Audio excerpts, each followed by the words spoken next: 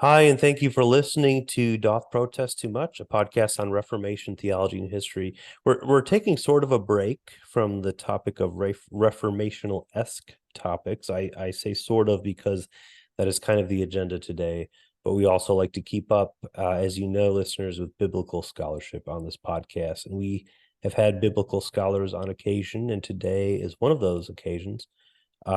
We have, and we are tremendously honored to have Dr. Mike Bird. Yes, the Mike Bird, the best-selling New Testament scholar and author. Mike Bird is well where to begin. A prolific author. He's the academic dean at Ridley College in Melbourne and is a priest in the Anglican Church of Australia. Some of his books, notably known for recently co-authoring with N.T. Wright the book, The New Testament You Never Knew. Some other books he's written and co-written are Religious Freedom in a Secular Age. That's my cat meowing, I'm sorry. 7 Things I Wish Every Christian Knew About the Bible.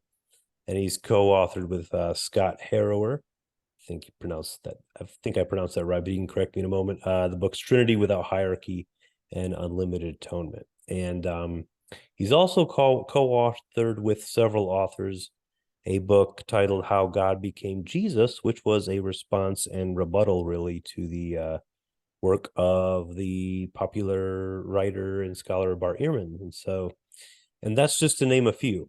I'll include in our show notes a link to where you can view all his books. Mike Bird is also he's a frequent guest of many podcasts. He hosts a YouTube channel called Early Christian History, which has informative videos about the origins and early history of Christianity. And he has a blog over at Patheos titled Evangelion and a Substack titled Word from Bird.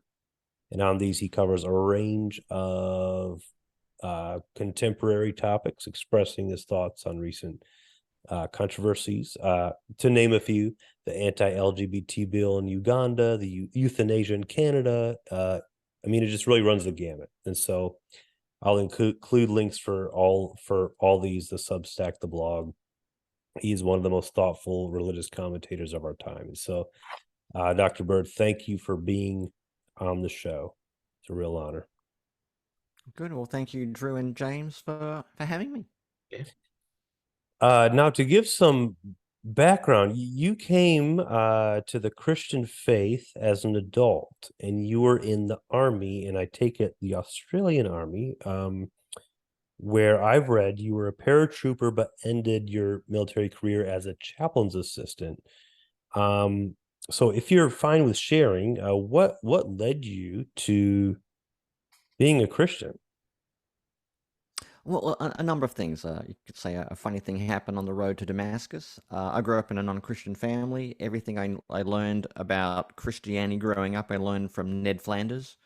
That was the single Christian influence in my life. Yep. So I just thought of Christians as moralizing geriatrics.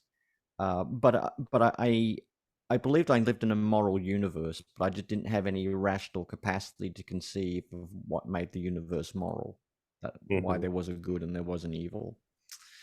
And I got invited to a church once, and never really been along, and I went just for something different to do, and all my preconceived notions, all my prejudices against Christians were kind of broken down by actually meeting and getting to know Christians, and heard the good news of Jesus, his death and resurrection, and prayed to receive Christ in 1994, and the world's been a different place ever since. And yeah, I stayed in the military for a while. I was thinking about maybe becoming a military chaplain, but when I got to seminary, it was clear I was far more gifted on the academic side than on the pastoral care side. Mm-hmm. So I kind of, did a few extra degrees, got a doctorate, and did a little bit of writing. Turns out I can bluff my way through the writing stuff well enough. And I've I kind would of say, yeah. landed here. Yeah. I can sort of relate. I was military. I was an Army cook. I've mentioned I was in the Army on the show, and I can't cook anything. The Army doesn't teach you how to cook. They just teach you how to heat some things up and serve it. But did most of my military, my time in the reserves for 8 years, doing other things, random details and things. And was serious about becoming a military chaplain, and this is the U.S. Army we're speaking of, even was enthusiastically endorsed by the Episcopal Church Armed Forces to do so. And then my wife crushed that dream. She wouldn't mind me saying that because I tell everyone that, and she laughs about it. So, and things have worked out for all the better. God works in mysterious ways, but I have a tremendous respect for military veterans of all nations. So it's that is a really fascinating kind of beginning, that it was in the military you began to uh to to explore that and those questions farther that led you to the faith. So just some background for the listeners, that we several months ago we did an episode where a couple of Lutheran theologians came on and they evaluated the book Biblical Womanhood by Beth Barr, and that episode ended up getting a little bit into the topic of women's ordination. That's we brought Dr. Bird on to kind of talk about a couple, like several topics, because he's written on so much, and we'd have to do, we could do like an entire podcast series on just what Mike Bird says, but um but that women's ordination is something that is commonplace in denominations like where James and I belong. And you're in the Anglican Church of Australia, correct, Dr. Bird? So it's a commonplace there as well. And Yeah, that's right. That's correct. and so personally, I mean, like, I'm in support of women's ordination.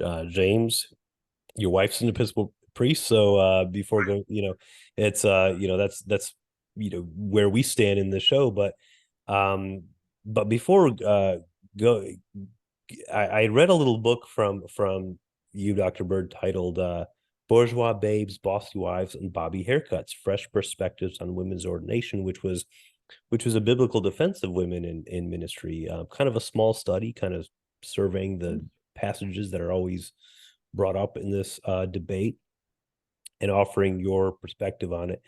And I brought that book up in that episode. And when I brought that book up, I was thinking, gosh, why don't I just reach out to Dr. Bird? I mean, that episode gave me the idea for reaching out to you, to bringing you on to talk about that topic. But also, we have kind of a limited time here, so we'll get to maybe some other things, but definitely I want to definitely get to that topic first. And to be honest, it's never a topic I really engaged that deeply, of women's ordination. But I'd like to ask, what is the case for it as you see it? And I'll try my best to, I don't know how good I'll be at it, but to put on another hat and try to be devil's advocate and maybe try to press you on some things. But I'm not guaranteeing that, because I'm just more interested in getting you to speak to it. So first off, was women's ordination something you've always seen as kind of just a legitimate thing in the church, or what do you have to say No, about I started off kind of, young, restless, and reformed. I was slightly to the right of John Piper when it came to this topic. And you've got to remember again, I spent my formative, adolescent years in the military, where it's a bizarre mix of misogyny and chivalry. And I don't know, it? maybe Drew, you'll understand what I mean. It's a bizarre Yes, mix of both misogyny and chivalry at the same time. especially in the 2000s. I heard the Army's very PC now, but not when I was in. So. Yeah, and I remember I worked with a guy who had a quote from Friedrich Nietzsche on his desk, which said, "Man shall be trained for war, and the woman for the recreation of the warrior. All else is folly." And so when you're like, 17, 18, and you're kind of hanging around that kind of culture, it kind of, and then you just kind of Christianize it a little bit.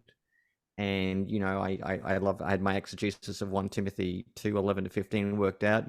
Gar Adam, for Adam was born first. So men are created to lead, women are created to be led, because obviously they were the ones deceived. They're more gullible. They're emotionally unstable and that type of thing. And the apostles were all guys and everything like that, and so forth. What really undermined that for me was when I once attended a lecture by a brilliant Methodist scholar called Ben Witherington. And if you've read any commentaries on the New Testament, you've probably got one of his. And he gave a fantastic lecture one year at Morling College in Sydney on Romans 16. And he kind of went through and showed all the women and what they were, what was going on. So you had a you've got Phoebe, who delivered the letter to the Romans, who was more than just the FedEx delivery lady. She probably had some role, maybe not in like publicly reading, but seeing that the contents of the letter were put into effect. You've also got a Junia, who is an apostle. You've also got Priscilla and Aquila, and a whole bunch of other women who get named in Romans 16 as well. Mary, who was a co-worker, which is the same language. And then you've got, like in Colossae, you've got Nympha and the church that meets in her house. You've got, Chloe's people in 1 Corinthians. And then you've got in the Old Testament, you've got Deborah. And I'm starting to think that all these prohibitions that I had lined up simply could not be mapped into the Pauline churches. And then there was another thing I saw. I think that this summed it up. African-American theologian Anthony Bradley, he once tweeted something which I think summed up so much of it. He said, what goes under the name biblical manhood and womanhood is really white, affluent, suburban culture. Okay, it's white. So the idea that the dad works and the mum stays at home, that's very good for post-World War II America, where all the guys came home from the war, they got jobs in the factories, and the ladies, raised kids and did the groceries. That does not work. I've got students from Sudan, and that does not work in Sudan. It does not work, in the villages of Vietnam. So a lot of the biblical and manhood, it really is a cultural expression of patriarchy with a Christian gloss. And once you see that it's artificial, it's constructed, it's imposed, then you can see it's not real. And the biblical world is probably a little bit more complex, a bit more contestable as well. But what certain people consider the clear teaching of the Bible is really just a projection of their own cultural situation onto the Bible. And it's very hard to accept that when you hear it. It's a pretty hard truth to get, but otherwise, how do you explain what all the women in the early church are doing? You can't, and that's why I kind of had to say farewell to my complementarian tribe, and I identify as what you might broadly call egalitarian. Okay, so there's a lot in the culture. I mean, I know you're in Australia, and we're in like the North America, the West, the North America, and so I'm sure you see the same thing in quote unquote developed societies. There's a lot in the culture when it comes to the concept of gender, and as I've come to see it, there's a lot in the culture right now that would deny that there is maybe not fully, but they would deny a lot of the differentiation between men and women. So I've listened to different perspectives, and I noticed that how there is definitely a case made from, say, the evolutionary biologist standpoint for how there are, two biological sexes, and that people who belong to their respective sex, be that male or female, naturally have adapted to their surroundings, environment, in relation to their biology, which involves their physiology and the parts they have, and that has played out all through history in the cultural norms surrounding male and female. And as I see it, that is, in one end, that's kind of a perfectly normal thing to take place, and it doesn't mean I believe in like a rigidity of gender roles to the extent that little Joey can't play with dolls, or little girl Susie can't play with toy trucks or something. But men and women can do whatever they want, as far as I'm concerned. But still, we see general tendencies that we see distinct, perhaps, to men and women. Sociological textbooks even 10 years ago were still saying that type of thing. It's just the phenomenon we see. But But when you look at the Bible specifically, the New Testament, and specifically the letters of Paul, which are, they're written to churches, and so these are relevant for how we should see and envision the church. You note in your book how Paul, there's insights to take from the New Testament. You note how Paul respected and celebrated on one end the distinctions between sexes because he sees that distinction as part of the creation of God, along with a full incorporation, though, of women and their gifts. And I'm quoting that part. I mean, you talk about a full incorporation of women and their gifts into the experience of the worshiping community. So this seems like kind of a complementarianism of sorts, but not like a strict one. Because it's inclusive of women into the. Can you explain kind of the? Because I know you had kind of you laid out kind of there's a continuum or like a spectrum of positions on this, and you say egalitarian. How does that play with? Are there milder forms of complementarianism that are involved, perhaps in that stance you just stated? Yeah, I think we should acknowledge the differences between men and women. And that, I mean, it's biological. It's not just a reproductive function. Those biological differences do find general psychological and sociological expression. And this is why women are generally more attracted to professions which include nurturing, caring, and social interaction. Men generally are more, taken to tasks where they get to problem solve, build things, blow things up, build, that kind of thing. So you're more likely to, women in general are more likely to be a nurse and men are more likely to be an engineer. Now, again, I said that's general because we both know male nurses and we both know female engineers. Right. But in general, those things will be applied. Now, that means I think the word complementarity is a good word. I think there are complementarian aspects between men and women in the sense that we complement one another because there are those biological differences that do find a social expression. So yeah, the idea of a complementarity between the sexes is a good idea. The issue is where you think the complementarity creates a hierarchy between male and female. And now that's the point I would contest. Difference does not mean inferiority or superiority. Different just means different. Simply because an apple is not an orange does not mean the apple has authority over the oranges. They may have, different functions in your fruit salad. One may be a kind of acidic sweet, and another one may be a kind of sour sweet, or whatever the taste sensation you get from fruit. That doesn't mean there's a hierarchy between them, and that's what we've got to be careful of. We can acknowledge the creational differences between men and women, but once you translate them, that men by nature have authority and women by nature are ruled, I can tell you, and we all know this intuitively, down the track, that's going to lead to some very, very bad outcomes. Mm-hmm. Right. The one of the things that I find, if you were just to take this passage in isolation alone, well, not in isolation, because there's other passages I believe that can definitely lend itself to the support of women in ministry. But definitely one is with the one that involves Priscilla and Aquila, where they hear of from Acts, where they hear of Apollos, who as Acts says, a learned man, thorough knowledge of the scriptures, he'd been instructed in the way of the Lord. He spoke with great fervor, taught about Jesus accurately. But Priscilla and Aquila, explained to him, at least when it came to the understanding of the apostolic message as in regards to baptism.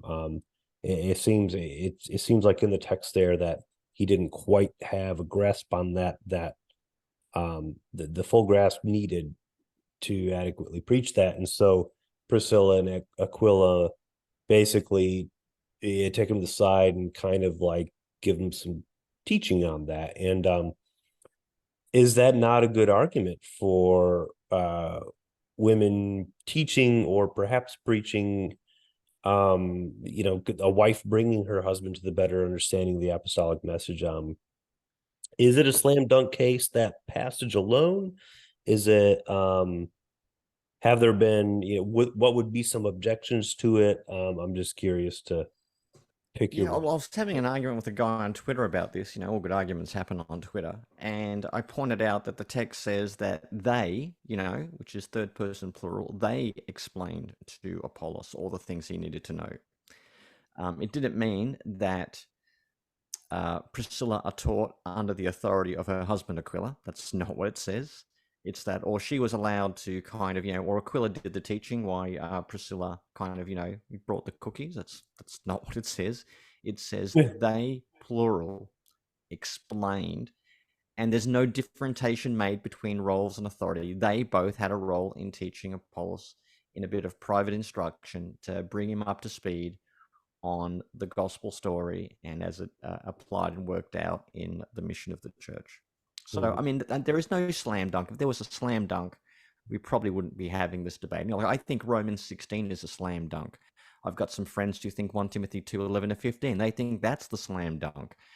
We can keep dunking on each other, but I think we've got to look at the broad phenomenon of Scripture and what it says, and also what I think are the, dare I say, the trajectories or the implications we have to work out from it. Because we obviously don't live in ancient Greece, we don't live in ancient Ephesus. We're not having debates about food sacrificed to idols. We're not having debates about having to wear head coverings. We have debates about, I mean, well, some people have debates about other weird things like whether women should wear yoga pants and other real deep theological topics of discussion, and that type of thing. But yeah, there is a gap between the ancient world and ours, and we've got to be conscious of that as we attempt to apply Scripture to our own context. Yeah, I've always found the Romans 16 argument really interesting. So I took a class in college. I double majored in college in religious studies and in Spanish. And so one of the professors that I had taught a class on Paul, and he made quite a bit of a deal about Phoebe being referred to as a diakonos. Yep. The masculine noun. There's no feminization or sort of neologism there. She's referred to as a diakonos, which is the specific term used in the pastorals, if memory serves, for that particular order of ministry. Yeah, that's right. Well, yeah, I mean, she could be like, it could be, I mean, diakonos can also be used in the very general and broad sense of servant, in the sense that, anyone in the laity can be a servant of the church. But if it's meant in a technical sense of a deacon, and that's the way Paul uses it in Philippians 1, where this is probably the only place where Paul really explicitly describes church officers, is in Philippians, where he talks about the overseers and deacons, if I remember correctly. That's the only explicit. He doesn't mention church officers in 1 Corinthians, which is a little bit baffling. If there was some head honcho running the show like an overall pastor, but he doesn't seem to mention that. But yeah, he does mention that Phoebe is a deacon of the church in Cenchrea. When it comes to the I read an article from Ian Paul. I read his blog, and I typically, for like, because he follows the lectionary real well, but I come across some of his stances on some of these things. I don't know what his stance on women's ordination is for certain, but I do remember where for him, I guess 1 Timothy 2:12 was significant for him to not be able to see how in Romans 16 Phoebe being a letter carrier, he couldn't see how, or he didn't see the evidence for, I guess, based on research done, that she could have been any more than a letter carrier. I'm just wondering what was the custom then, as far as like a woman carrying a letter? Did they actually open up the contents and proclaim it, or was it they were just merely the deliverer? I don't know. I'm Yeah, I curious mean, about that. at one level, we're not told. And so there is a degree of inference, or some would say speculation. Now, there are some people who want to speculate, I think, to the nth degree, and they say, Phoebe then went house to house preaching Paul's letter to the Romans. So, and then she went from every house, 5 or so house churches in Rome, and she went to all of them, reading this letter, preaching it, kind of thing, and, the like. Then there are other people who say, Phoebe just literally handed off the letter to, the nearest Roman Christian and said, like, later, and then just headed back to, Corinth or something like that. The best thing that I think that's been written on this is by Peter Head. He's an Australian scholar who lives in the UK. And I think he makes a very good point. The purpose of letter carriers is they probably wouldn't read the letter. You could get either the recipient would read it himself or herself, or there would be a slave who would read the letter to the master. So I don't think Phoebe went around reading this letter to all the congregations the same way like you might read out, Abraham's, declaration of freeing all the, Abraham Lincoln's Declaration of freeing all the slaves would get read out to all the various farms and plantations in the American South, when it happened. I don't think it was kind of like that. But what we do know, delegates of letters, their job was largely to see that the contents of the letter were put into effect. So they were not readers or preachers of the letter. Their job was to mediate on behalf of the letter sender. So Phoebe's mission, I think, was not just to deliver the letter, it was to see the contents of the letter were put into effect. Now, this comes down to what you think the purpose of the Romans is, and it's largely, I think, Paul's charm offensive to win the Roman congregations over. And this is congregations he did not plant. We could call them, para-Pauline churches. I mean, Paul knows some people there, like Priscilla and Aquila, but these are not his congregational offspring.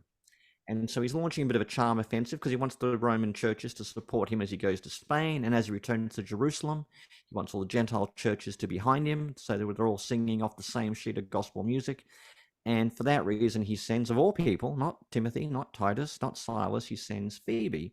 And she's going to deliver the letter, and she's going to hopefully see that they capture the Pauline vision of the apostolic mission to the Gentiles, and they'll be inclined to support Paul in his mission. Now, that means if anyone had any questions about the letter, Phoebe would be the point of contact. So what does Paul mean by the righteousness of God? What's this? Who's this wretched man, halfway through the letter? Is that Paul talking about himself? I mean, I'd love to hear from Phoebe on that one. So what is Paul's view of Israel? Is Paul saying the law a good thing or a bad thing? And, the kind of stuff like that. So that what I think is a very realistic account of what letter carriers would do. Not just the delivery person, but I don't think Phoebe necessarily went around preaching Romans at every church. Her job was to see that the contents of the letter were put into effect and to try do what the letter does, persuade the Roman congregations to support Paul in his apostolic mission, which I think would require towing Paul's line in the very least, or defending Paul and explaining Paul's words in light of his absence. Mm-hmm. And well, yeah, like you were saying, if she heard it, from the horse's mouth, so to speak, or she was in contact with the author of it, and so when she goes to see others and they don't know him to the extent that she did, and the natural questions that might arise, she would be the one to clarify and explain things. If she's exactly. If she's going around like with the same letter, like are they like? I'm just kind of curious, like what? Because you're the New Testament scholar. Were those? Could those have been because she has the letter, but she has to take that same scroll to the next place? Were they then? And this is a Peter, Yeah, we don't know for sure. Again, because the average letter in antiquity is about the length of Philemon. Okay, the average letter is kind of like, FYI, the crops have been very good. I'll be sending a couple of slaves with a big wagon to drop off the next load of barley in your place. For that, you'll owe me, 60 denarii or something. That's the average length of a letter. What Paul writes to the Romans is more like a letter essay. Okay, so it's more like a short treatise or something like that. Yeah. So, people probably early on, I think people probably would have made copies of it, or at least copies of parts of it, perhaps, and and kept it, and eventually it seems to have taken on some sort of liturgical use or become part of a broader Pauline letter collection that may have been formed in, I don't know, Ephesus, Rome, or somewhere like that. But it's very likely that if people had the means, they would have made a copy of this letter reasonably soon. I have a question for you about this, Dr. Bird. So remember, this is coming from someone whose wife is ordained, so don't shoot the messenger here, or the question asker. But so Phoebe was sent with a letter entrusted with the responsibility of seeing that the contents of the letter were put into effect. How do you square this then with Paul, or if someone doesn't accept Pauline authorship of First Timothy, the question in First Timothy that's raised, or the statement that's clearly expressed, that women are to remain quiet in church? Well, the silence thing occurs in a few places, like in 1 Corinthians, where I think it's about women, maybe being distracted or disturbing things going on, like, and assume that the men and women may be on separate sides of the room. Mm-hmm. Some guy speaking in tongues, and some lady says to her husband, "Hey, Frank, what's this guy babbling about?" It could be something innocuous as that. In 1 Timothy 2, and I mean, let's assume it's disputed, but let's assume that Paul, or at least someone from his circle, wrote it. Mm-hmm. What are they prohibiting? Now, if you take it in the most extreme sense, that women can never speak in front of men or never have any level of authority, there is so much of Paul's letters that doesn't make sense, because we know women are at least prophesying. And the last time I checked, prophesying had some degree of authority about it. There seem to be women who are house church leaders. Now, some will dispute, saying, well, they were patrons, they were not pastors. Maybe that distinction may hold, but I think other places it doesn't hold. That's another story. I think what Paul is doing in 1 Timothy 2 is that he's dealing with the local situation. So there seems to be some specific thing that's happening now. People have argued it may because of the large influence of the Artemis cult in Ephesus. I'm currently reading a book on that very topic by, I believe, I hope I don't get her name wrong, Sandra Galan, called Nobody's Mother, which is about the cult of Artemis and the Ephesians, and how that maybe provides a backdrop to 1 Timothy 2. I think that's a pretty good thesis, because there's a level of specificity in 1 Timothy 2 that is weird. I mean, and for me, the real clue is where you read those words, and women will be saved through childbirth.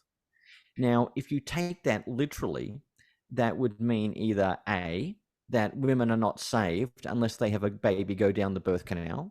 What does that mean for, women who are single or infertile? Does that mean they can't be saved? Does it mean B, that no woman will ever die in childbirth? Well, again, we know that's not true. Christian women can do and did die in childbirth. Or some people take it as a metaphorical level. Saved through childbirth means recognizing the inherent nature of male authority, which becomes a somewhat, how can I put it, labored allegorical reading that I cannot countenance as a serious answer. Or there's a fourth option. This is about an in-house debate that's going on in Ephesus, and we're only hearing this one side of it, and we're hearing like a little motto, which we don't understand what the motto is about or what the context is. I mean, let me give you an example. On the weekend, I took my youngest son. We sat down and watched the Terminator movies. And you get that bit where Arnold Schwarzenegger goes into the police station and says, "I'll be back." And when he says that, my son has an epiphany. He goes, "Oh, that's where that phrase comes from." Because he'd seen it everywhere in GIFs and memes, but he'd never seen the original movie. So when you hear women will be saved through childbirth, it's kind of like, I'll be back. It's this little catchphrase, this little, saying of someone that is being put into this context, and Paul is using it. Now, maybe there were some people who saying women will be saved through childbirth, and people want to say, is that talking about the Mary's birth of Jesus? Or is it or people are saying that, we need to go back and be like Eve. We need to be saved from childbirth by being, celibate. We need to be more spiritual than sexual. We've got to get away from the material world. We've got to start saying no to our husband's sexual advances. We've got to be, purely, have our minds on a heavenly plane. We've got to embrace that type of thing. We will be saved from childbirth, and we'll be saved properly. Maybe that's a view, or something like that is being sprouted in Ephesus. So Paul kind of reiterates it, but switches it and says, no, you'll be saved through childbirth, because, being a human being, a bodily human being with your reproductive functions, men or women, is all good. So I think there's a debate going on, and we're just hearing this one little catchphrase about it. And Paul doesn't want women spruiking this sort of, whatever bizarre view it is, whether they've just taken something from the Artemis cult and kind of wrapped up some Christian wrapping paper on it, and then are trying to, sell it to the congregation.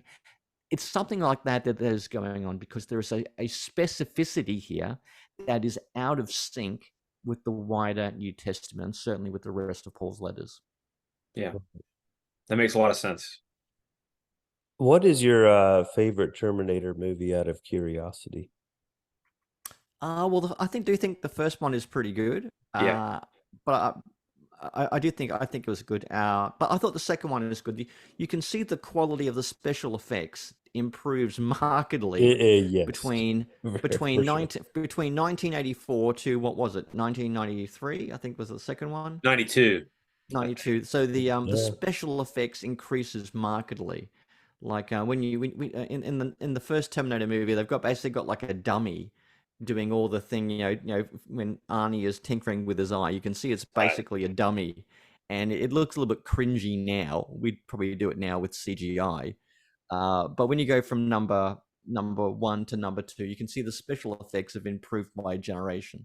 Mm-hmm. So yeah, I mean, it's a hard one. I do like that the plot twist where Arnie becomes the good guy, the Terminator becomes the good guy, and he develops these human characteristics. Probably the best bit where he has to promise not to shoot anyone, and John Connor says, "I told you not to kill anyone." And he goes, "He will live." Kind of. You've got those sorts of things going on. Yeah, I love T1. T1. No one calls it that, but it's kind of like it's kind of an indie film for its time. I mean, it was before.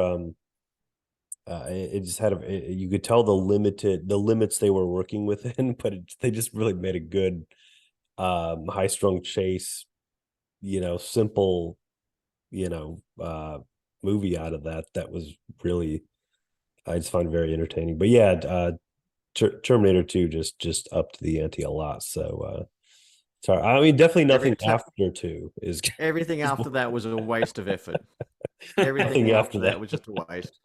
Yeah. So I know we only have you on for a little bit more time, and so it looks like we will definitely now be able to get to one more topic that we wanted to pick Mike Bird's brain about. And by the way, what did you want a title? Usually I ask this after the episode, but I try to think of creative titles if I can for the episodes, but I don't want to say picking the bird brain, because you are an extraordinarily intelligent renowned scholar, so I'm not going to say. Soaring with the Falcon. Soaring with the Falcon. That's good. Wait, say that again. Soaring with the Falcon. Soaring with the Falcon. That is perfect. Well, we will name it that. So continuing to soar with the Falcon. I'm really excited about this one. You have been a frequent voice of opposition to arguments of Bart Ehrman. And you and Bart have debated, and I mean, that's like usually when I see you, you're in like a YouTube video with famous people. So again, It's amazing having you on Zoom with us. But you and Bart have debated, and well, first, what was that like? What was debating Bart Ehrman like? If you don't think you'll Oh, die just talking about this. it was a kind of little bit like having a lightsaber fight with Darth Vader. It was. And just to be clear, I'm not the Darth Vader in this analogy, in case people Oh, want. No, definitely. look, Bart is a very, very capable scholar. The way I describe Bart, and this is probably a little bit of an inside nerd joke, he's a cross between F.C. Bauer and P.T. Barnum. So he's like F.C. Bauer was a kind of very how do you want to say it? Not ultra liberal, but ultra critical biblical scholar Right. who was kind of like rewriting the history of early Christianity, deconstructing all the old dogmas, and then P.T. Barnum was the guy who invented the circus. So he's a little bit of a celebrity skeptic, and he's got just the right amount of academic acumen. So he's quite a good scholar, particularly in his area of expertise, which is textual criticism, but he's also got a good little bit of showmanship about him. And, all of his books kind of begin with, well, I used to be a stupid fundamentalist and believed, but now let me tell you what I really learned, the things that they don't want you to know about at the Vatican, or, something like that. So he crafts a good story, and he reaches, a bunch of people with it. And again, let me be honest, a lot of what he writes, I think, is correct. Some of it is partly correct. Some of it is just balderdash, but it's just not always, knowing which is what. So what is the stuff that's true? What's the stuff like, well, yeah, maybe, or kind of, sort of, and then there's the stuff like, dude, you be totes cray cray. And his book is full of all three of those things. Yeah, I fell under the spell of Ehrman probably like kind of middle college. I mean, a couple of years before I went to seminary, and when I actually had some, I didn't do religious studies in undergrad like James. So, but when I actually eventually did have some theological training, I was able to detect the where in Ehrman was okay. This is the mainstream consensus. Yeah, nothing wrong here. This follows, and then see, okay, this is where he's now using that or exploiting that to provoke or to and so and he's able to attract, unlike most mainstream biblical scholars, he's able to attract mass audience and get them to really just and in my opinion, yeah, misleads a lot of people, though I think he seems like a pleasant guy off stage to be around He's very, very personable, very polite. He can be quite as a debate. I mean, he's a skilled debater, and he also knows how to he knows the right chords to hit, and how to read a room, how to make an argument. So he's very good as a written and oral communicator, which is a fairly good skill. When I debated him, I mean, one thing I learned is you don't have to win the argument; you only have to win the audience.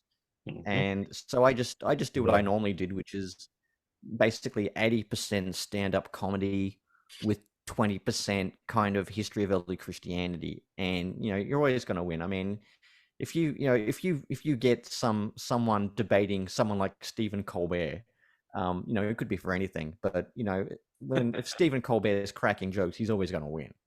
So I don't know, maybe that trivializes the whole debate, but I was just there to have a good time and have a bit of fun, and Bart was a pretty good sport about it. We kind of had a good discussion. Yeah. So that's a little bit on the personal side for me, because I actually have some friends who were led away from the faith by Ehrman at Chapel Hill. So I am not a huge fan. I think if you get into textual criticism, you'd be far better to deal with somebody like Bruce Metzger than Bart Ehrman. I think that some of the showmanship in his writing and in his speaking can dwarf actually what he has to say, especially when a fair amount of what he has to say about early Christianity is just warmed over 19th century German liberal scholarship that's been debunked for, quite a while. I'd say the same thing about Reza Aslan, to be completely honest. But so I I can appreciate that as Dr. Burr was saying, that there are certainly some things that he gets spot on. I mean, he's one of the only non-Christian scholars in that area that I know of who has vehemently argued for the existence of Jesus. That's, I thought, was yeah, and he got stripped of a humanist award for doing that. right. Some I did not humanist know society that. gave some humanist society gave him an award for advocating skepticism or atheism, but then when he said no, there really was a historical Jesus, they stripped him of his award. I can't believe that is amazing. Wow. That is, well, I mean, it just goes to show, cray lives on both sides of the lake, man. There's cray on both sides of the lake. Right. Well, and my number. I was just saying Let the me way the basically the tone he had when he wrote that book was like, why do I even have to write this? It's like I can't believe Yeah. it. But he realized Yeah, there's it at is. least in the online culture, there's a significant number of people denying the existence of Jesus. Yeah, So. let me tell you, Jesus mythicism is QAnon for atheists. Mhm. That's the way I describe it. I think the number one area to get Ehrman is that his works in total don't make any sense. So let me give you an example of what I mean. So he writes one book saying that the manuscripts of the New Testament are unreliable. They're late, they're corrupted. And I remember hearing him say repeatedly at a paper, he says, we can't talk about the word of God. We don't know what the original words even were. Hey, by the way, that's how all Americans sound to me, in case you're wondering. Fair enough. So he says, the manuscripts are messed up. And then he'll have another book saying the Gospels are full of contradictions. You don't know about them because they're kind of hidden. And then he'll say the oral tradition between the Gospels, it's not particularly reliable. Okay, so you can't really untrust it. It's kind of like a game of Chinese whispers or something like that. And people's memories get messed up over the decades. So he says, so the text are corrupted, the Gospels are contradictory, the oral tradition, that the Gospels are based on is fluid and unreliable. And then he writes a book about the historical Jesus, using the Gospels as his main source. Right. And it's like, well, which of these do you believe? Which of these books? Because if these books are correct, you can't write about the historical Jesus. You can't write an account of the Apostle Paul. You can't write about the origins of early Christianity because you've literally just eviscerated the sources that you're using. And that's why I think the number one criticism of Ehrman is the nature of his skepticism will vary from book to book based on the topic that he's writing on. Right. So, and I think that's important. And his overall corpus of writings does not have a great coherence to it. That's because he's doing two things. He's giving skeptics a sense of assurance that you don't have to take this Christian thing too seriously. And he also knows the buttons to push to get evangelicals very irate. And he also knows some of the things which will put Bible-believing people on the back foot. And that's what he does very well. And again, he's a very entertaining both person and writer, but that's kind of his deal, if you like. And unless you know that, then you don't really know what the best way is to confront him, because he knows the Bible, he knows the scholarship, and he knows the evangelical world, and he knows how to kind of play the two off against each other in a very good way, and he's done it quite successfully. Mm-hmm. And Dr. Ehrman, if you're listening, with all due respect, we you are invited to come on the show too anytime. So we'll probably have a huge jump in listenership if we brought Bart Ehrman on. So we hope we're not offending you. But one thing I wanted to bring up on that time was one thing that Bart typically argues is that we cannot, if we honestly look and read many of the New Testament books, it isn't very clear that Jesus is necessarily identified as God in them. For instance, he would say, at least a lot of critical scholars would say in general, 3 of the 4 Gospels, Matthew, Mark, and Luke, have a low Christology, meaning while Jesus is clearly important, you can go as far as to say he's set aside from the rest of humanity. Hey, he has this unique and mediating part, perhaps, in bringing in the kingdom of God. He can be rightfully called Lord, even Messiah. Nowhere does that necessarily equate to Jesus actually being God. And so well, actually, I I guess what would disagree. be I the think that's problem with yeah. Well, that? I have to qualify your views. I don't think that's quite what Ehrman's arguing. Okay. He would argue that Jesus is God, and it's a matter of in what sense do they attribute divinity. So he doesn't think that it's a low Christology, then you get a high Christology with John. Okay. Ehrman would say Jesus was regarded as divine pretty much from the beginning, at least from his resurrection. He's regarded as divine.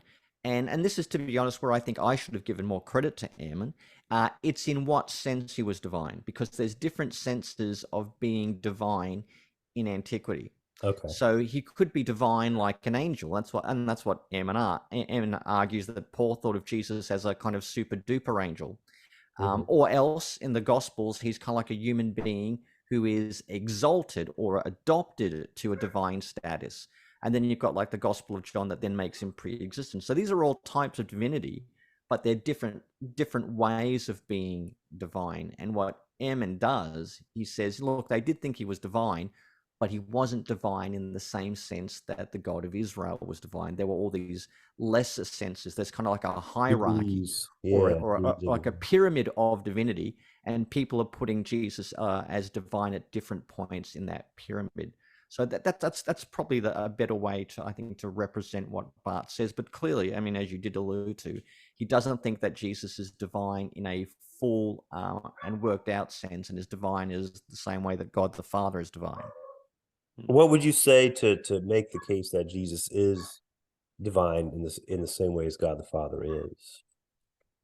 Well, I would point out a number of things that a lot of the biblical texts used to describe the God of Israel are applied directly to Jesus. And this is where you get those wonderful texts like Philippians 2, 6-11, the Christ hymn or the Christ poem, where the language of Isaiah 45, which is full of very clear monotheistic rhetoric from Israel's ancient religion, or its cultus, its monotheism, is being applied to Jesus. Similarly, in 1 Corinthians 8:6, you take the Shema, Deuteronomy 6:4, Hear, O Israel, the Lord our God, the Lord is one. They take that and put Jesus in the middle of it. So, again, there's a few different ways you could understand that, but they're clearly identifying Jesus not as, the God of Israel, but he's being identified with God's activity in the world, and the who God is now being answered in relation to the person of Jesus, the Son of God and the Messiah. So I think that is a very strong identification of Jesus with the God of Israel, while simultaneously being something of a different agent. And this is where if you like, the complexity, the mystery, the debates begin. How can Jesus be identified with the God of Israel, but be a separate person or a separate agent? Is he subordinate, inferior? And you've got, all those sorts of things being debated. So, that's how I would respond to it, and simply contest, like, some of his readings. Like, he thinks that Paul perceives Jesus as an angel who became human. I just don't think that's the case at all. He thinks in the Gospel of Mark, Jesus, when Jesus gets baptized, this is a voice that says, "You are my son." That's an adoption scene. The problem is there's a voice in the Gospel of Mark 3 times: at the baptism, at the transfiguration, and then at the cross, which would, if a voice saying "You are my son" or "This is the Son of God" is a divine adoption, it means Jesus gets adopted 3 times, which I just don't think is what Mark is doing. Well, I know we're running short on time, so I had 2 things that I wanted to mention. One, I think my favorite quotation that I've ever heard you say has got to be, Dr. Bird, when you said, I think it was back in 2013, "I'm reformed because people suck." Well, the precise quote, people say, "Why are you a Calvinist?" Right? I explain people Calvinism because Calvinism gets a bad rap. Right. People think of Calvinism as someone who is afraid that somewhere, somehow, somebody is smiling. That's one definition of Calvinism. Right. I define my Calvinism this way: people suck, they suck in their sins, they are suckiness unto death, and the God who is rich in mercy saves them when they cannot save themselves. That is the sum of my Calvinism. Everything else is commentary. That's Yeah. beautiful. That's beautiful. And then the other thing is, I actually was exposed to your work in a piece that you wrote when Paul Holloway took some cheap shots at N.T. Wright. This was when I was in seminary, and I read it and I thought, man, this guy is really astute, because I read Paul Holloway's diatribe, and then saw how it had pretty much, I think Bishop Wright had responded to it and everything. And at the time, I was a huge fan of N.T. Wright. I still like him, but I'm far more Lutheran now than I once was.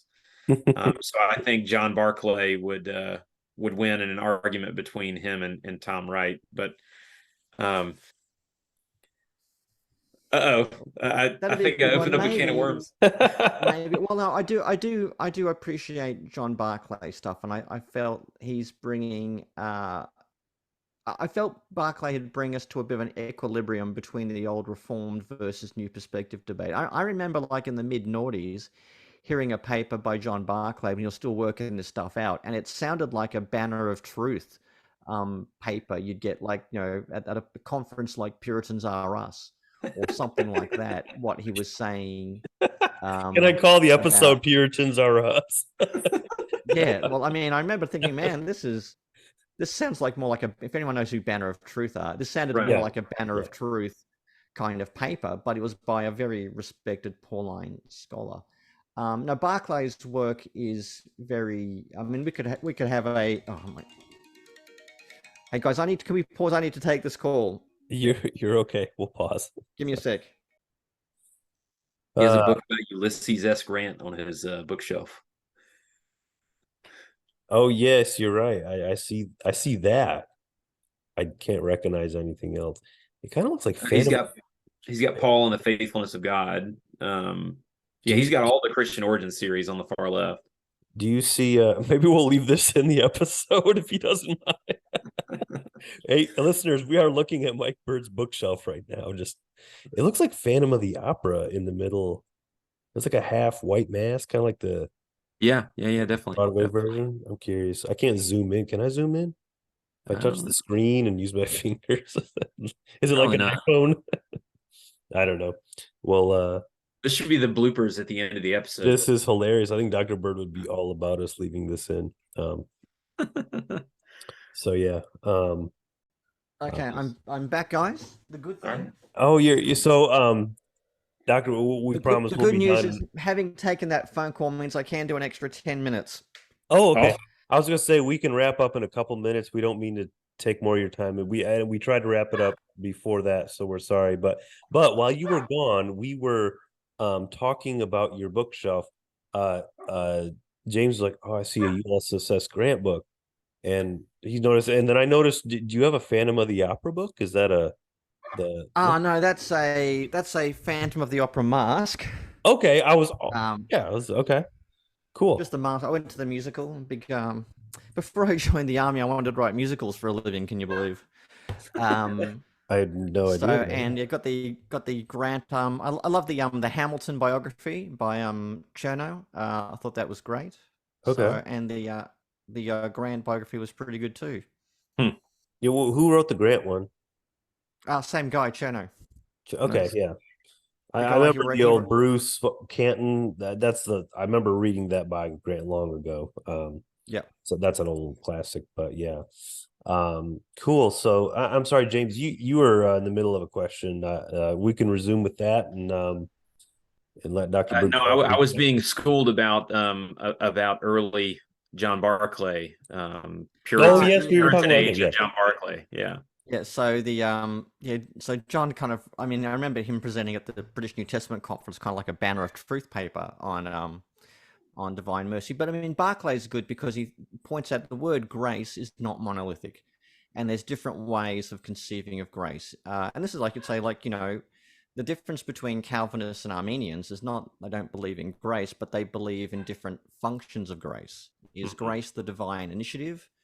Or is, you know, is grace, is it gracious because it's efficacious and that it guarantees you'll get to salvation, or is it gracious because it gives you the opportunity of salvation? You know, so there's different ways of thinking about grace, and that's where I think he's very good, and he's a good corrective to E.P. Sanders. Right. Because I mean, you could argue what E.P. Sanders was doing in his reading of Judaism when he says, you know, Judaism is about grace to get in, but works to stay in.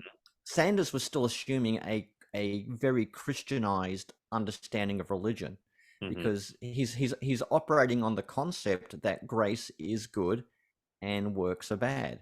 So he's still operating on a very Protestant paradigm in how he understands ancient religion. You know, grace good, works bad, but it turns out there's grace in Judaism too. So right. I guess the Jews aren't so bad after all. And you know, Barclay is kind of, you know, doing a bit of, you know, dual combat against the sort of the sort of E.P. Sanders who want to reconceive of Judaism as just as gracious as Protestantism, and then the New Perspective who want to reduce, or in the most extreme forms, want to reduce everything to a social epiphenomena. So he's kind of good on that. I do think he becomes very close, though, to reducing Judaism to a human system of calculating worth. And I mean, he's aware of that and he's got an answer to it. But if there is one weakness in Barclay's reading of Paul, it's that it's back to the view that Judaism is religion and Christianity is a new relationship with God. Okay. Yeah, we're actually reading Paul in the pared down version of Paul and the Gift, Paul and the Power of Grace. We're reading it in our men's Bible study on Wednesday morning. We're actually start it next week, and yeah, we're going that we just read. We're going to that from N.T. Wright's Acts for Everyone. So, talk about a good contrast that we'll be having. So, indeed. Yeah. So, thank you for being on the show. This is more we could have had that we were maybe going to get into the topic of Amyraldianism. Should I pronounce it right? Amyraldianism. Yeah. Amyraldianism. And if it's all right, I'll just include a link to that, to your blog on that, because that's historic position on the issue of predestination, and a lot of Anglicans have found that to be, you know, found home in that position, and so we didn't really get that. Could have been probably a whole another great conversation, but I'll just include a link to that. And there's so many things we could have continued to because you've written so much, and so I'm going to include for our listeners just links to the Substack, the blog, your YouTube channel, and a link to your books, so they can explore more of you. And I'm sure a lot of them have already heard of you and are already reading and listening to you, but we really appreciate you for being on this show. It's been fun. Yeah, absolutely. Good. Well, thanks guys for having me, and hello, and thanks for listening to everyone who's tuned in. All right. God bless.